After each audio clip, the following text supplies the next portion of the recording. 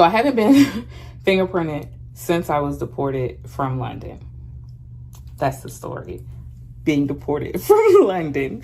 I thought about that today because I had to go do my visa so that I can make it abroad for some spiritual work, but also for some plant medicine work, i.e. tattoo work, and putting, more into my brand.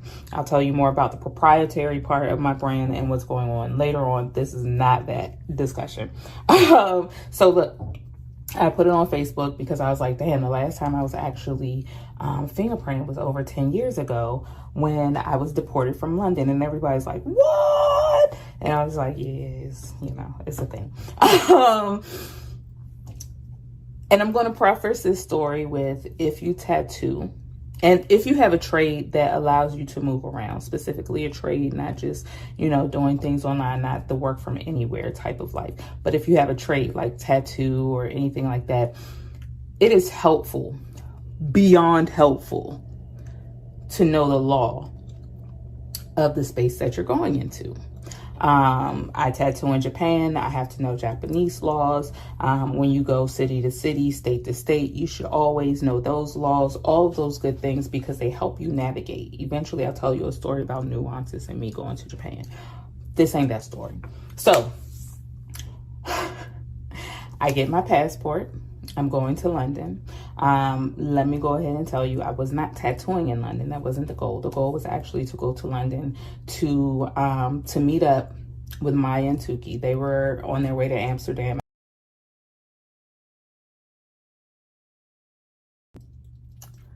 Hey, gals and guys, how are you? Okay, so don't mind me. I'm in my kitchen. I'm about to prepare dinner. Wash dishes first and prepare dinner. But I wanted to get to this tattoo story right quick, right? So Shop Gal Diaries, just so you know, while we will be exploring ink, identity, and inspiration, some of the inspiration will be these tattoo stories, because my god sister even said earlier, she was like, oh my god, you're like your life is like a movie, because there are some odd things that have happened in tattoo that I find extremely funny these days. They may not have been funny while they were happening, but also I see how they shape me, how they shape my practice, and then ultimately how they help shape my brand.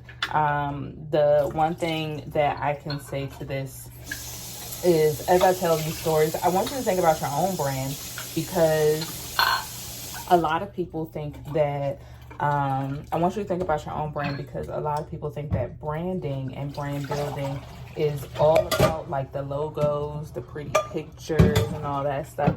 It's not. Those things are great, and yes, they communicate visual things.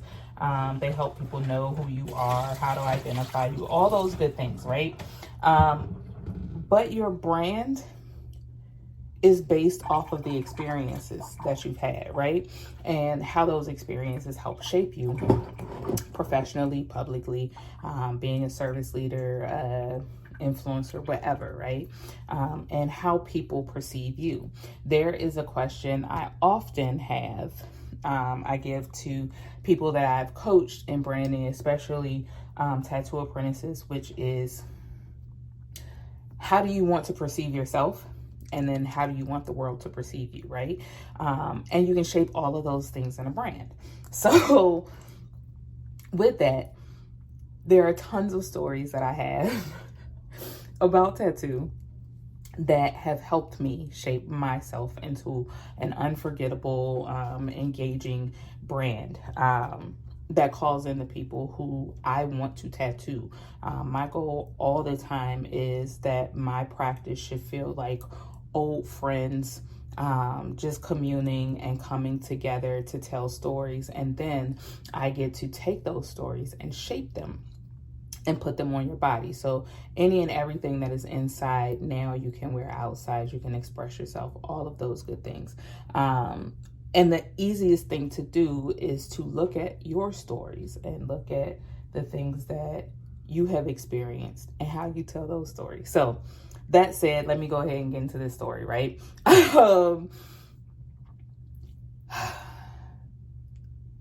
I haven't been deported, or I haven't been fingerprinted since the last time.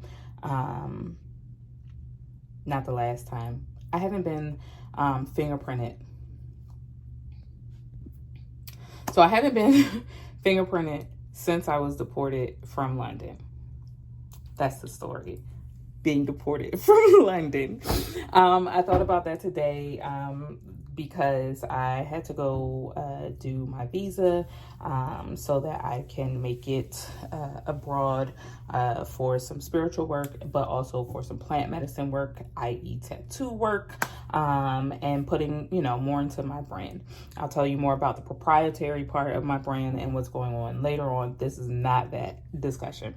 So look, I put it on Facebook because I was like, damn, the last time I was actually fingerprinted was over 10 years ago when I was deported from London. And everybody's like, what? And I was like, yes, it's a thing.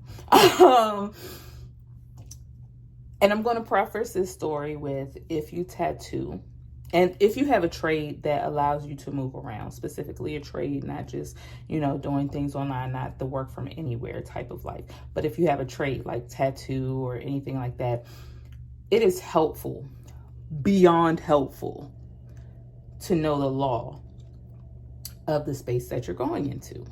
I tattoo in Japan. I have to know Japanese laws. When you go city to city, state to state, you should always know those laws, all of those good things, because they help you navigate. Eventually, I'll tell you a story about nuances in me going to Japan. This ain't that story. So I get my passport.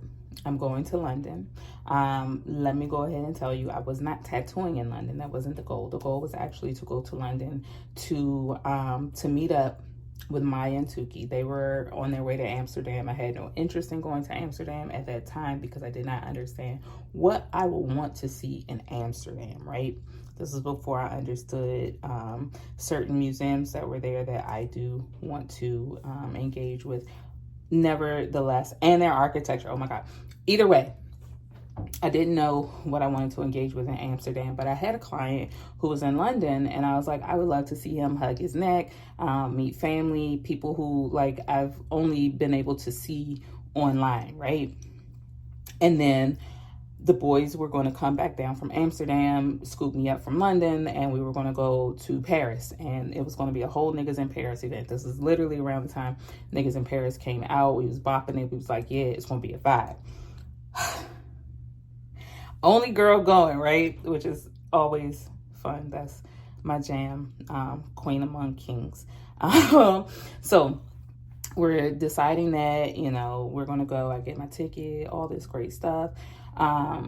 Here's the thing.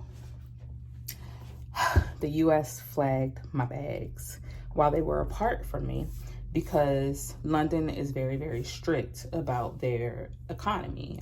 They do have an issue with immigration, and they have issue with their actual financial economy as it pertains to immigration and how foreigners come over, make money, and don't put back in the pot, whatever the case may be. I understand these things. So when I went to go get my passport to get ready, I asked them if I needed a visa.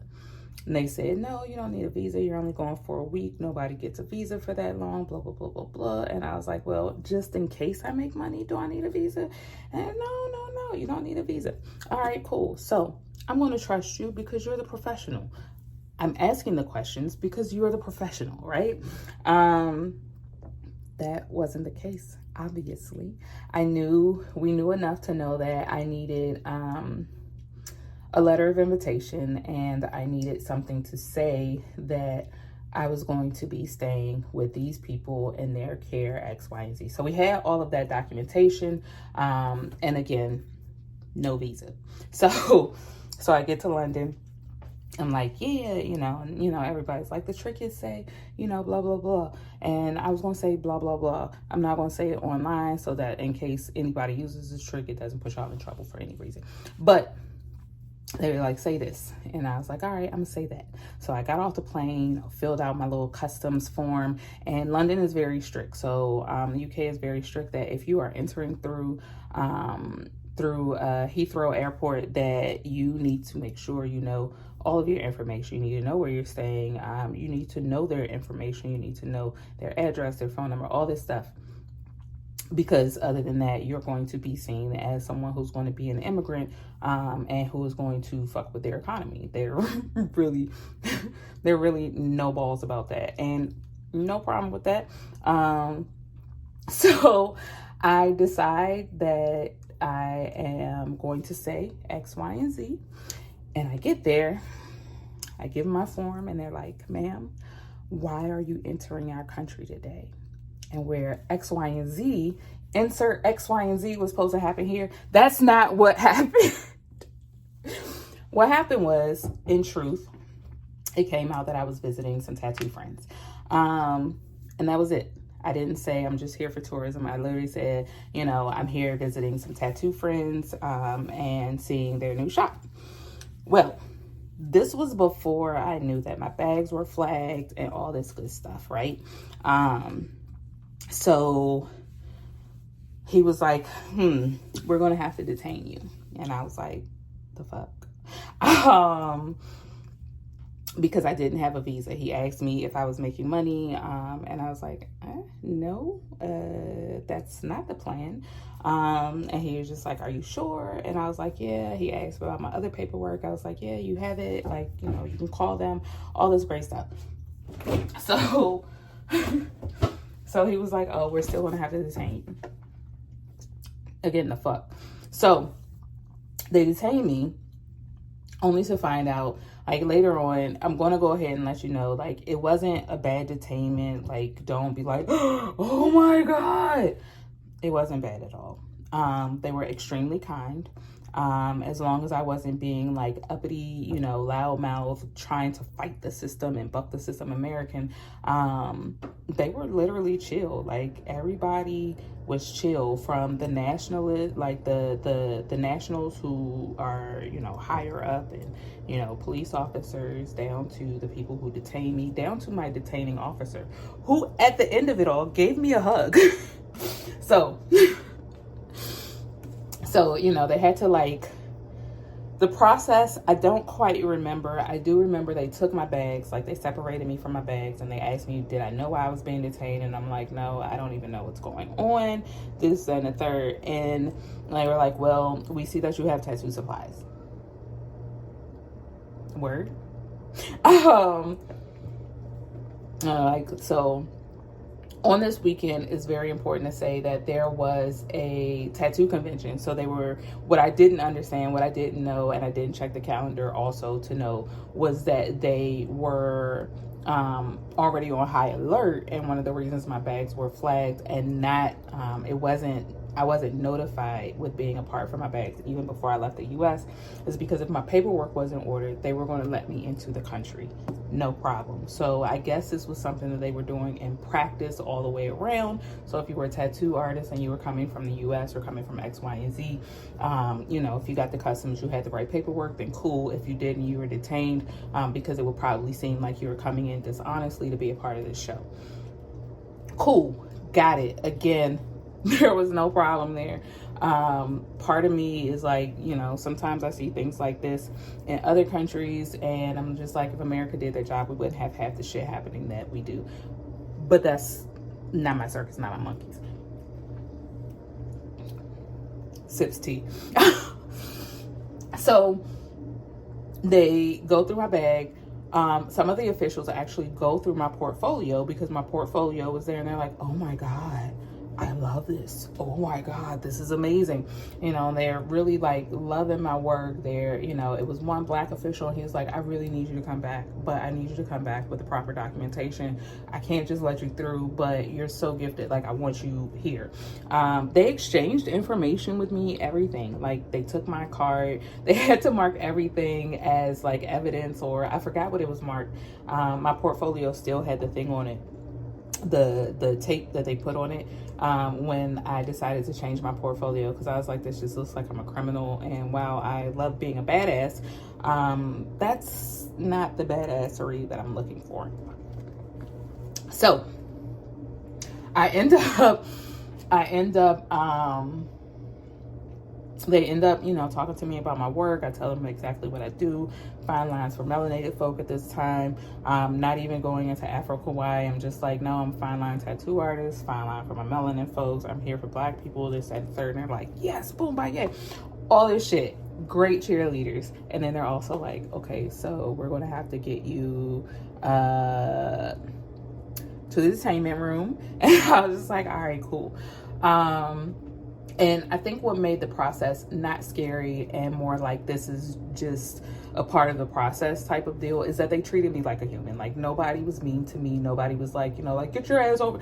None of that. Like, it was literally like, I see you, but also you skipped this step. My bad. So they took my stuff. They ended up putting me in a detainment room. In that time, I met an Australian chick who was detained. Like, they gave me a blanket, they gave me hot chocolate, they gave me a sandwich, any and everything I needed. And I could ask questions, so it wasn't like, don't talk to me or anything like that. Like, again, everyone was extremely pleasant. And this is the part where I say, maybe I am God's favorite child, because I'd heard horror stories about people not having those experiences. So when people heard my experience, they're like, wait, what? They were nice to you? Yeah. Gave me hot chocolate. Gave me a sandwich. Gave me a blanket because it was cold and I didn't have my belongings because they had to be detained away from me, right? So eventually, I wake up, I meet her, we're talking. She's telling me how, like, she was coming through for just a vacation, but because she was gone from her country for so long, I think she was on like a month holiday. So she had skipped over to Canada and then was skipping over to London and spent like 2 weeks with her friend before going back to Australia, all this stuff. And they were like, skirt, that looks suspicious. Like, that's sus. And it was just like, people do this all the time.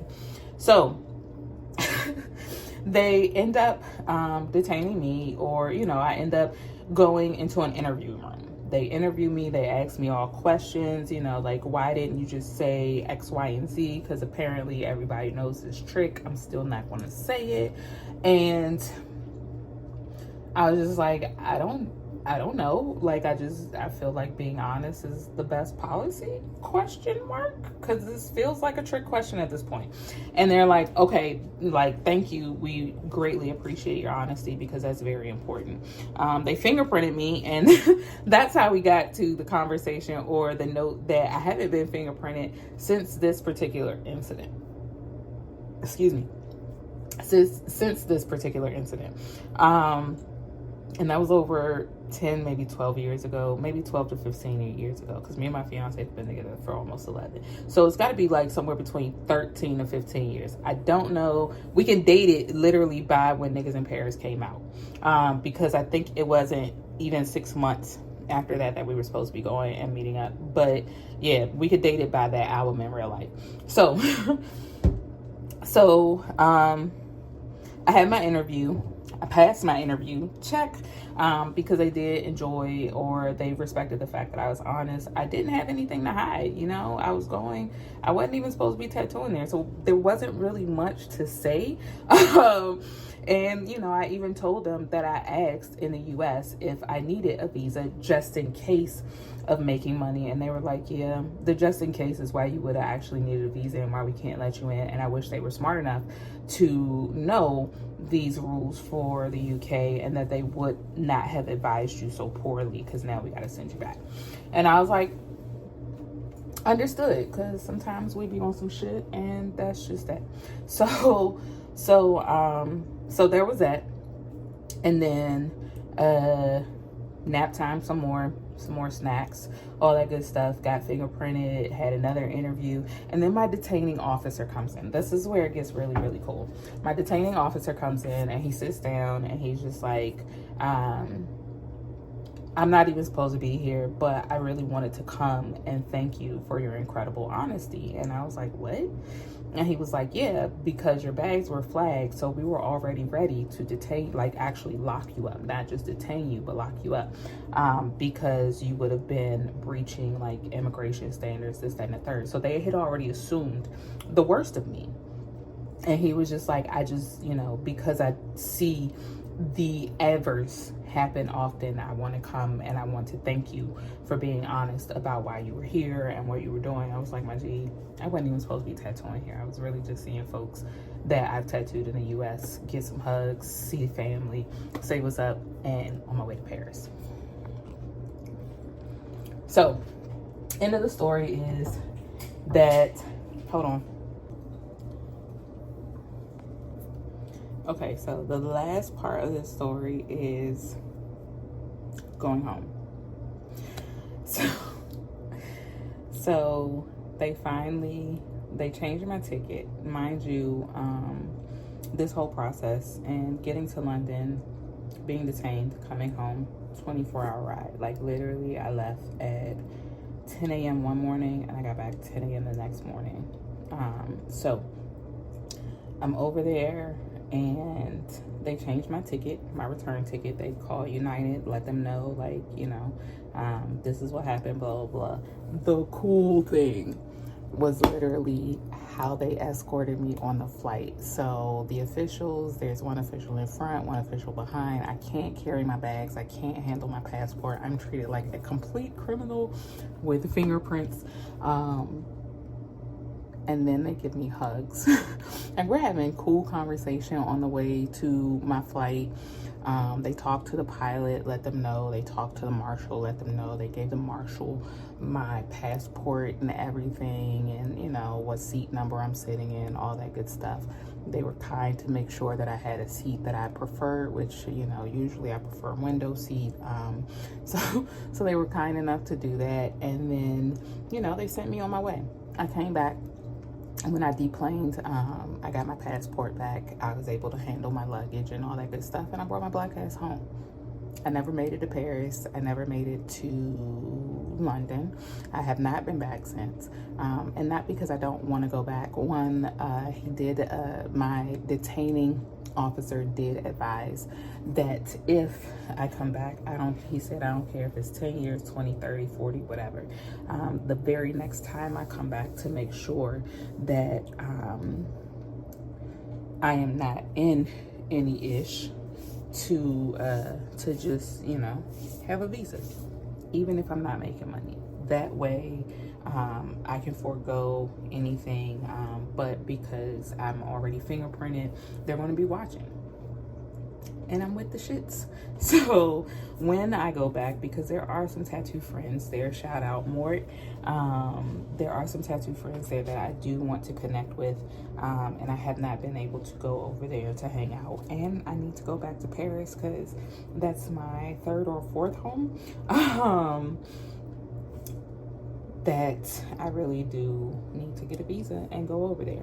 But that's the story of me being deported from London. If you are a tattoo artist, again, I cannot stress how much it is important to have people who are within the culture or within the country that you want to visit if you want to actively tattoo. It is also very, very important that you know and understand the laws, at least on a rudimentary scale, like as basic as possible, and not assume that just because your laws are this way where you are, that they're going to be that way, especially if you go abroad. There are some wild rules to being locked up. And while I was not locked up, I was detained. But if you've ever seen, like, you know, about being in international jail or anything like that, that shit is not for the faint at heart. And it is not, it is not for your girl. So if you don't want that life, if you don't want to deal in international jail, prisons and jails are a lot tougher, a lot harder than the US. So I wouldn't even gamble with that, right? So if you're a tattoo artist, if you want to be an international tattoo artist, if you are building an international brand of any kind, always know the law, so you know what laws you're trading under, what laws you're trading money for your gifts under, so that way you don't get got. And in my case, you don't get deported. So that's it for Shop Gal Diaries for this week. I will see you guys either next week or the week after with another story. If there's anything that you have seen about my life as a tattoo artist, especially, or about my brand that you're wondering about, please ask questions. I am happy to answer them. And if it has a cool story with it, I'm happy to put it here in the diary. All right, I'll talk to you guys later. Until next time, I am always rooting for you. Bye bye.